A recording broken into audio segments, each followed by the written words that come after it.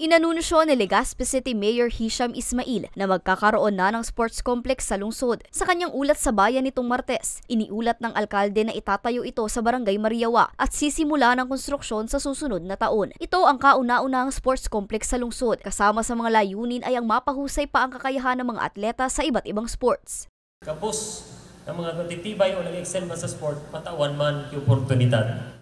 Ang kakulangan na ini gusto kong masimbagan, taaram ko kung guraano kadipisil ang maging sarong atleta, lalo ng warang bilog na suporta. 395 million pesos ang pondong inilaan ng lungsod sa naturang proyekto, katuwang ang Ako Bicol Party List. Magkakaroon ito ng oval soccer field, baseball field, multipurpose complex, swimming pool, volleyball, basketball, tennis at pickleball court.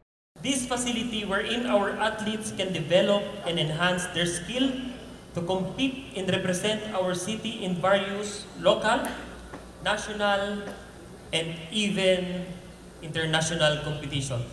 On a much deeper level, this will be the avenue where they can avail of opportunities for discipline, self-respect, and sportsmanship that will enable them to become responsible, productive citizens of our city. Ang naturang proyekto ay itinuturing na isang pangmatagalang investment ng lokal na pamahalaan ng Legazpi para makaengganyo ng regional sporting events at delegations sa lungsod na makakapagpaboost sa turismo. Para sa mga balitang Tatak, Bicol, Angeline Dagta.